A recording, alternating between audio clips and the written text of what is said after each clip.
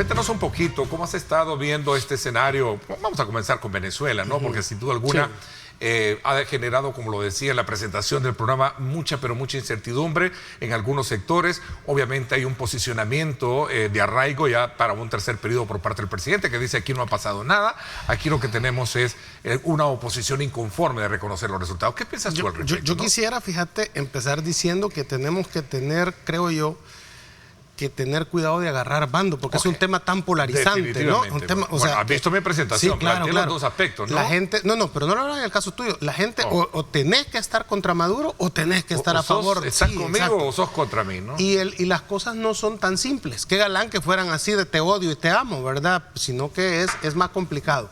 En relación al tema de las elecciones de Venezuela hay 4 posiciones y que cada quien pues agarre de las 4 la que mejor le parezca, ¿no?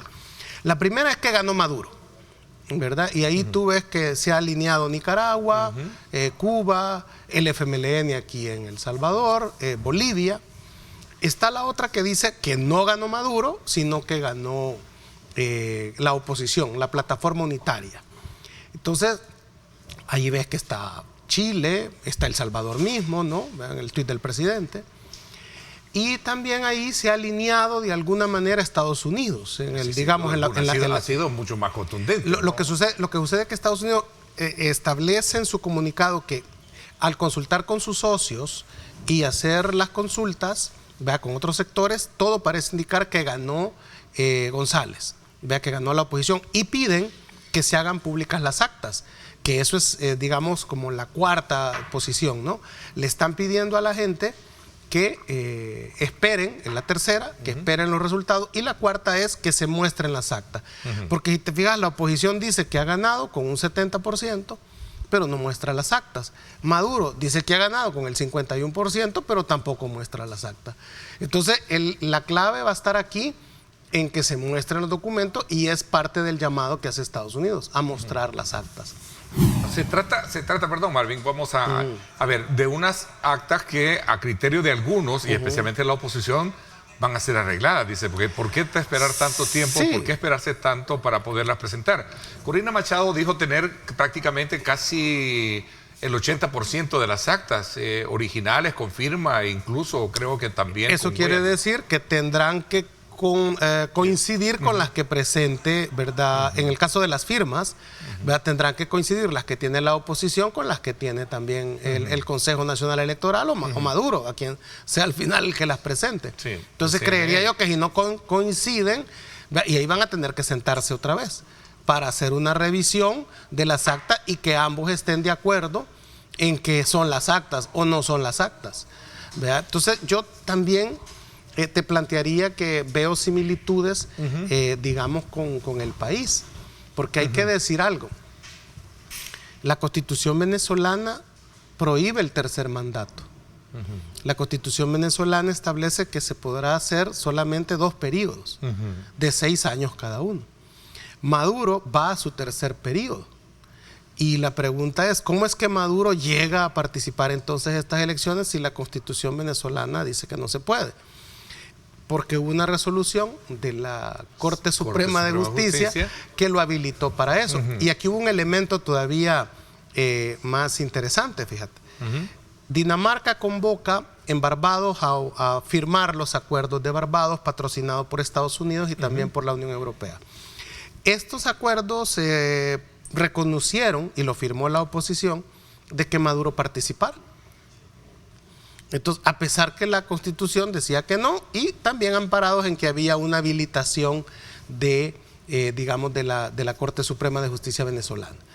Entonces, podrás decir, ¿controla el chavismo la Corte Suprema de Justicia o no la controla?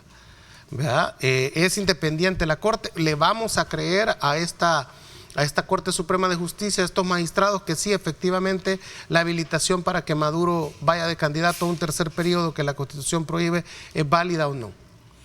Entonces, y ese es un debate interesante. Aquí habrá gente que te dirá que sí y habrá gente que te dirá que no. Habrá gente que te dice que aquí no, pero que te dice que en Venezuela sí. Claro, sí. por supuesto. Entonces, es parte de esa polarización que es inútil. Ahora, todo esto que está sucediendo en Venezuela, ¿cómo? Pero le va a convenir que le convendría que fuera presidente Maduro, no, obviamente. Le convendría que fuera Corina Machado, claro. Pero hay algo que no sé si tú estás al tanto, que Maduro el viernes liberó las conversaciones que han mantenido hasta ahora en secreto, ¿sí?, Estados Unidos con Venezuela en Doha, en Qatar. No, por supuesto. Entonces, ¿qué se está negociando ahí? Y que ya entró a Venezuela es la Chevron. Y también la gasera estadounidense. Es decir, había una negociación ahí que le ha permitido como el regreso, porque esa era la que estaban dominando antes. Exactamente. Entonces, Maduro les está diciendo, miren, si es que conmigo pueden negociar, yo no tengo ningún problema en sentarme a negociar. ¿Petróleo quieren? Petróleo, hablemos pues. Es un acto de astucia política decir, bueno, mire, no puedo contra ustedes, pero ustedes contra mí, Maduro mejor sabe, negociemos. ¿Tú crees que eso sí, porque Maduro sabe que tiene el petróleo y Estados Unidos no va a hacer una intervención, no va a intentar dar un golpe de Estado. Él le va a poner sanciones, sí, ya las tenía. Y está comprobado. Y hay otra cosa interesante, que si te fijas en el tema de Venezuela, no se está tratando. Y es la situación económica de Venezuela, ha mejorado mucho. Pero todo el asequivo y todo esto que tiene ahí va a ser un problema que van según el Fondo Monetario Internacional, la situación económica de Venezuela está mejor que Argentina. Y es el país que más ha crecido en la región de ellos y también va a ser el que más va a crecer. Interesante que también la delincuencia ha disminuido. Algunos dicen que es porque hasta los delincuentes se han tenido que ir de Venezuela porque ya no hay a quien asaltar. Hay versiones de versiones, ¿no? Pero hay una... Incluso el grado de migración que tienen es grande. 8 millones. Claro. 8 millones. Claro, por eso mismo. Colombia es el primer el saltar porque el afectado que ahí pasa y después en Panamá, en todas las regiones del Darién. Pero sí hay una realidad económica que también hay que considerarla, ¿no? Digamos, porque hay algo importante que debemos de hacer. ¿Por qué se mantiene Maduro en el poder? Por el ejército. Y el ejército, ¿por qué no lo depone? ¿Por qué no le da golpe de Estado? ¿Por qué no rechaza la continuidad de Maduro? Porque ellos sienten que el pueblo apoya a Maduro de alguna manera o tiene un alto grado de respaldo del pueblo venezolano. Porque si no lo tuviera, los militares, créeme, ya lo hubieran depuesto del cargo. Que eso es interesante analizarlo. Eso iba a preguntarte en el tema antes, porque el otro bloque quiero ocuparlo para analizar un poco lo que sucede en nuestro país. Pero en el caso de los militares, ¿cómo ves tú? Hay quienes creen que los tienen muy bien, digamos, alineados, muy cómodos, y por consecuencia ellos no... Podemos ir a otro término más que alineado. Los tiene comprados. Vale, ok, concluimos que vamos a estar a la espera cuál va a ser el seguimiento que se le va a dar a toda esta situación en Venezuela. En el país estamos de vacaciones, se fue un periodo vacacional que obviamente abarcó el fin de semana, 2 días más de la semana, que es lunes y martes, y por supuesto el 1 de agosto, de acuerdo a lo establecido por la ley, debió ya la Asamblea Legislativa haber elegido, en este caso, magistrados del Tribunal Supremo Electoral. ¿Qué piensas tú? ¿Cómo ves este escenario? Llama la atención, por ejemplo, que no se hayan electo en tiempo, porque una de las promesas de campaña de Nuevas Ideas de lograr la mayoría absoluta en la Asamblea Legislativa era la de darle gobernabilidad al presidente. Y hasta ahora la Asamblea Legislativa había venido aprobando lo que se presentaba, era porque ya estaba lo suficientemente discutido y entraba al Pleno y ya se iba a votar. No había mayores, digamos, inconvenientes en eso. Pero lo que hemos visto es que hubo una especie de no votación. Lo vimos antes, cuando se eligió el fiscal general de la República por segunda vez. Acuérdate que a él se le nombra el 1 de mayo, después se le tiene que volver a ratificar o a nombrar otro fiscal en diciembre de ese mismo año, y después de que ha vencido el periodo, hoy lo han vuelto a ratificar. Entonces, en la segunda elección del fiscal general, hubieron muchos diputados de Nuevas Ideas que no querían votar otra vez por el fiscal actual, ¿no? Delgado. Entonces, lo que hicieron fue que se fueron de la Asamblea y subieron los suplentes, y el fiscal general fue electo la segunda vez con la mayoría de suplentes. ¿Verdad? Que es válido, que es legal. Solo llamó la atención que los propietarios no votaron. Ellos podrían haber hecho eso hoy también. Los propietarios elegir a los magistrados del Tribunal Supremo Electoral. Si no estaban de acuerdo, levantarse y subir los suplentes para votar y elegir a los ¿Y magistrados. las ternas cómo las vistes tú, que se han presentado? Lo que sucede... Vamos a comenzar primero por la del frente, que fue la primera. Sí, va. Si categorizas los perfiles, de acuerdo a la misma ley como lo establece, muchos opinan de que no reúnen las condiciones para hacerlo. Ninguno. Y fueron aceptadas. Ninguno. Vea, ninguno, ni las de Nuevas Ideas, ni las de Arena, ni las del FMLN, al parecer reúnen los requisitos que se esperaran. Pero eso no ha sido problema para ponerla de presidenta de la Corte de Cuentas. Por ejemplo, a una de las candidatas. Eva como candidata, ¿verdad? Sí. Va a dejar la Corte de Cuentas sin terminar el periodo, se va a pasar a otra institución. No fue problema, digamos, para elegir a la Procuradora de Derechos Humanos, tampoco. Y nunca ha sido problema, digamos, un montón de señalamientos que se hacen. No es un problema los perfiles, es un problema al parecer, de situación de... Al parecer, de voluntad política. Exacto. Entonces yo creo que lo que ha habido es, mira, los diputados están pasando por una crisis complicada a raíz de la revelación del presidente de la República del uso de sus gastos administrativos de $14,500. Ellos han recibido, si tú quieres, un golpe político fuerte, serio, y a la vez les han dicho que no contesten, que se queden callados. Entonces ellos no se pueden defender. Y quienes lo han intentado de salir a explicar el tema, han complicado más la cosa, porque yo no recibía $14,000, dijeron dos diputados, yo gastaba $8,500. Entonces, bueno, ¿y el resto pues? Es que eso, el partido, la fracción. Entonces, ¿cómo es que no saben ellos, verdad, cómo se gastaba una partida presupuestaria asignada a ellos? Más allá de que yo no me la gastaba toda. Pero yo tengo que saber, por lo que yo soy responsable, que se tiene asignado por cada diputado a dónde se destina. Entonces, la gente piensa y tiene claro que todos han recibido $14,500. Eso es, Ernesto, en la legislatura, $500,000, un poco más de $500,000. Y los diputados te están diciendo, es que no hemos recibido el $500,000 nosotros, pero tampoco pueden explicar, porque han aplicado un código de silencio que nadie habla ya del tema. ¿Tú crees que esto será como una especie de golpe fuerte a la imagen de ellos? De ellos en sí. De ellos como personas, como candidatos, ¿verdad? Es decir, mucha gente va a querer que cambies a todos esos candidatos. O sea, posiblemente voten por Nuevas Ideas, pero no van a querer esa gente.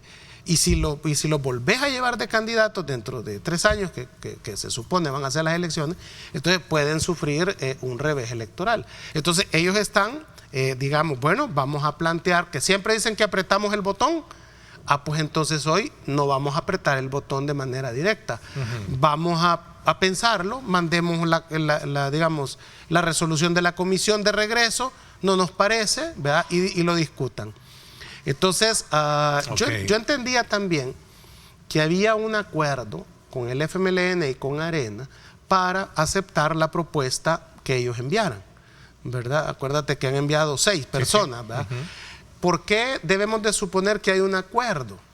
Porque no reformaron la Constitución para decir, miren, aquí ya eso no queda de que cada partido, ¿verdad?, tiene que enviar. Vamos a despartidizar. Exacto. Que ese ha sido como el anhelo, claro, siempre histórico, ¿no? Pero eso está en la Constitución. Despartidizarlo. Pero eso está en la Constitución. Y volver 2 entes las voces que decían jurisdiccional y administrativo en separación de funciones. Exacto, pero las voces que decían no hay que aceptar la propuesta de Arena ni del Frente y mándenla al carajo, esa es ignorancia, pues, porque está en la Constitución. Sí, mientras no la cambias, así tiene que ser. Es correcto. El primero al ganador, el segundo al que sacó mayor voto y el tercero... El tercer lugar, de la última votación presidencial. Eso dice, ¿no querés poner a los de Arena y del Frente? Bueno, reformar la Constitución. Tienen los números. Y tienen el mecanismo habilitado para que ayer ya estuviera listo eso, porque la reforma no hay que esperar una ratificación de otra asamblea. Sí, entra en vigencia. Sí. Entonces lo pudieron haber hecho. Si no lo hicieron, es que hay un acuerdo con Arena y el FMLN para aceptar, digamos, ¿verdad?, sus propuestas, tal vez con una salvedad. Eso quería preguntarte. ¿Qué crees que pudo haberse negociado? Envíame unas propuestas en las que yo esté de acuerdo. Esa es una lectura que tú extraes. Exactamente, porque no hubo reforma. y se aceptó las propuestas de Arena y del Frente. ¿Era lo mejor a tu criterio, la reforma? No, era mantener las cosas como estaban, ¿verdad? Porque así dice la Constitución. Porque ¿qué pasa si quitas que ya Arena y el Frente no tienen derecho a mandar un representante? Te estás quedando con el control total del Tribunal Supremo Electoral. Y eso es lo que ha hecho Maduro. Entonces no podés estar criticando a Venezuela y estar haciendo aquí lo mismo. ¿Cómo lograr tener una vacación saludable? Es un concepto que, por cierto, si lo escribimos o lo llevamos dentro de la misma, digamos, el vocal popular, diríamos, bueno, sí, todos queremos tener una vacación saludable, ¿no? Sí, claramente que sea verdaderamente saludable, sobre todo pues por lo que estamos viviendo, ¿verdad? Los que actualmente nos está atentando nuestra salud, que es lo más tesoro que tenemos. Estamos en lo que es una alerta roja, ¿verdad? De Sí. protección civil. Del tema de dengue, ¿verdad? Y sí, pero no dejando atrás pues muchas enfermedades que también que son acorde a lo que va de la mano de la vacación. La gastroenteritis, si visitamos algún balneario o alguna playa, pues las enfermedades dermatológicas, tanto fúngicas como por el sol, ¿verdad? Entonces todas son circunstancias que tienen que ir de la mano preventivamente todas las personas para que no caigamos en dichas enfermedades. Ahora bien, también se están dando lo que es diversos abates pues para prevención en las personas sectorizadamente. Entonces es de ahí que depende también de las personas, pues de nada sirve que donde mi vecino fumiga si donde yo no abro la puerta. Pues entonces es de colaboración, de conciencia y sobre todo prevención, ¿verdad? Para que no estemos presentando este tipo de bajas que es tristemente pues sobre todo por la cantidad de que hasta este momento se tiene. Pero una pregunta que casi por lo general nos hacemos de manera muy práctica es, bueno, ¿y el dengue realmente por qué puede ser letal? ¿A quién puede afectar más? ¿A una persona que esté muy bien físicamente?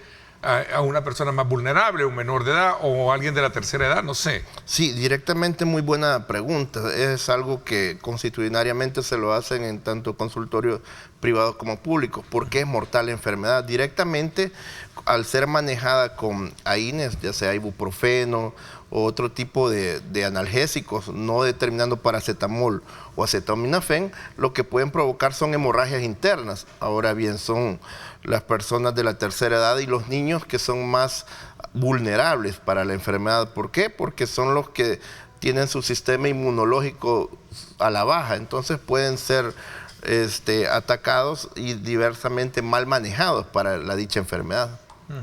Ahora, las características que nos pueden llevar a detectar que la situación va en un proceso de gravedad, ¿cuál puede ser, doctor? Sí, directamente. En el caso del dengue, ¿no? Sí, directamente una fiebre. Hoy en día, por la misma alerta roja, una fiebre mal manejada, directamente no se tiene que uno estar dando sus propios tratamientos, sino que acudir a un centro asistencial directamente. Pero en sí los síntomas, pues la fiebre no cuantificada, las cefaleas o dolor de cabeza, las mialgias, artralgias, dolor muscular. Pues, erupciones en la piel tengo ahí también, miren lo que dice el Ministerio de Salud. Sí, definitivamente son sarpullido, lo que es el conocido como rash, ¿verdad? Y desgraciadamente ya cuando hay un tipo de sangrado en cuanto a mucosas, tanto epistaxis, que es nasal, o otro tipo de sangrado, pues ya es un signo completamente de alarma. Vemos que en la zona costera hay mucho más zancudo y que a lo mejor ahí puede haber más dengue, ¿no es así? Así es, completamente. En las zonas tropicales son... Es donde se da más la proliferación del zancudo, pero es que la categorización de la Aedes aegypti, que creo que es el que en su momento es el transmisor de... El mayor causante de la enfermedad, sí. ¿No? Ajá, se está proliferando en lo que es a nivel del sector todo tropical, área endémica a nivel de la Libertad, sobre todo tanto también en el área oriental y también para central, ¿verdad? Entonces, es así donde hay mayores acumulación de aguas residuales, donde ahí prolifera lo que es el zancudo, el vector zancudo, que es la hembra, que es la que nos da el problema de la infección. Ahora, cuando un padre de familia, una madre, ve todas estas características, ¿puede o no puede medicarlo o tiene que concurrir inmediatamente, como dice la campaña muy bien, que establece el ministerio de buscar inmediatamente el auxilio en una unidad de salud? Lo más recomendable es siempre tener en nuestro botiquín analgésicos, como cuál, acetaminofén, paracetamol, pero es ahí en una mala orientación o no llegar a un centro asistencial donde puede haber la equivocación de ocupar AINES, como por ejemplo el ibuprofeno, que puede ser un resguardo para causar una hemorragia interna y ahí ir colocando una situación de mayor riesgo de la vida del paciente. Doctor, podemos hablar así de una forma mucho más categórica de que esto es una situación cíclica que año con año se presenta, o es una situación mucho más crítica, regional, si lo vemos desde el punto de vista de cómo los otros países tienen su comportamiento. Le voy a poner el caso. Panamá, por ejemplo, ha tenido una situación muy grave de alerta también en los últimos días. Entonces, mi pregunta es, ¿realmente esto es normal estar así o es que realmente se han presentado situaciones más complejas? Sí, la verdad es que en el área centroamericana pues somos más vulnerables pues por nuestro tipo de clima. A nivel tropical, Panamá sí que ha sido muy azotado, igual que en el área latinoamericana como Ecuador. Ahora bien, nuestros vecinos, Guatemala, han tenido más de 50 decesos, ¿verdad? Entonces, todas esas situaciones se desbordan primero que todo por a nivel educacional, de la prevención en las personas que el ministerio pues siempre está ahí achacando, pues tratando de dar la orientación adecuada, pero no solo debemos de dejárselos a ellos, sino que también es parte de nuestra propia responsabilidad de tomar cartas en el asunto. Nosotros tenemos toda la voluntad de ayuda, simplemente con una buena higiene en nuestra pila, en nuestras aguas residuales, pues. Hay que evitarlas, por supuesto, ¿no? Sin duda, sí se pueden evitar. Donde reside el zancudo, ¿no? Así es, pero si no se pueden evitar por la ausencia de agua, pues estarla tratada, pues con el abate, que ahora incluso por la misma alerta roja, pues se ha militarizado, andan militares, también personal del Ministerio de Salud completamente identificado que anda casa por casa brindando el abate. Bueno, la prevención es la mejor arma y herramienta, ¿verdad?, para un desarrollo letal en una enfermedad. ¿Cómo las podemos prevenir? Pues el sistema inmunológico reforzar, como cuáles, multivitaminas, vitamina C, porque como usted bien dijo, no solo el zancudo y el dengue directamente como enfermedad está en auge, sino otro tipo de enfermedades. Doctor, ¿cuáles son las que están hoy en día entonces, además, predominando? Usted me decía respiratorias, ¿hay otras también que están predominando hoy en día? Sí, claro, las respiratorias, sobre todo lo que son las neumonías, bronconeumonías, sobre todo en las personas de la tercera edad y los lactantes, la primera infancia. A la cabeza, sobre todo las neumonías, hemos estado en un año muy complicado en ese sentido. Se nos ha ido, recuerde que después de lo que fue COVID, el sistema inmunológico, pues si bien es cierto, está con sus respectivas vacunas inmunizado, pero también los virus se han hecho muchísimo más fuertes y resistentes pues a la cabeza. Entonces, todo ese tipo de situaciones, las respiratorias, enfermedades de la piel, sobre todo la fúngica, ¿verdad?, directamente. Doctor, estamos en pleno invierno. Esto obviamente golpea más fuertemente la salud. Sí. Si no tenemos control, en el caso de las enfermedades respiratorias, porque hemos visto hoy en día que se da mucho el tema de, el COVID ha andado predominando, algunos casos los hemos visto, así como también en el tema de enfermedades respiratorias, la influenza, por ejemplo. Cuéntenos un poquito las características de ambos y cómo saber distinguirlas. Sí, realmente la influenza es directamente como un virus más catarral, mucha secreción nasal, fiebre, a predominio pues infante, ¿verdad? La primera edad, sobre todo es prevenible con las vacunas. Gracias a Dios el Ministerio de Salud ya la tiene y se hicieron tratar de inmunizar a todos los pacientes. Ahora bien, COVID, como bien es cierto y gracias que nos han invitado siempre, el COVID llegó para quedarse. Lo ideal sería siempre pues hacer una prueba IgM o IgG directamente para darnos a entender y a tratarlo como debería ser. Con una prueba directa, pero sí, lo que ya es COVID directamente, ya hay son unas fiebres y una dificultad respiratoria. Cuando existe una dificultad respiratoria es que tienen ahora bien diversas circunstancias para que estén mejorando la situación. Antes de cerrar el programa, quiero aprovechar su presencia para que podamos exhortarle a la población, si piensa salir, llevar su propio kit o su botiquín, y qué es lo que debe ver de una forma, digamos, en prioridad, doctor. Sí, definitivamente es un utensilio, don Ernesto, muy, muy importante. Un botiquín, pues básicamente lo que debe tener es analgésicos como que acetaminofén, paracetamol, tiene que tener su propia agua oxigenada, alcohol. El alcohol gel, pues definitivamente esparadrapo, también curitas, lo que es un antiséptico como cual, el jabón yodado, ¿verdad? Y lo que es también gasas, venda gasa específicamente, que nos puede sacar de alguna emergencia. Nosotros rápidamente solventar una emergencia que no sea tan directamente para un personal de salud. Doctor, una recomendación. ¿Qué recomendaciones importantes puede, desde la perspectiva de un médico que conoce cómo está el cuadro epidemiológico en el país, puede hacerse en este momento de periodo vacacional, ¿no? Sí, definitivamente la prevención, ¿verdad? La prevención en cuanto a lo que es el mosquito, las aguas contaminadas, pues las residuales, sacarlas de esa situación, fomentar lo que es la prevención en cuanto a bloqueadores solares y sobre todo vitaminarnos en este periodo vacacional, no está de más nunca.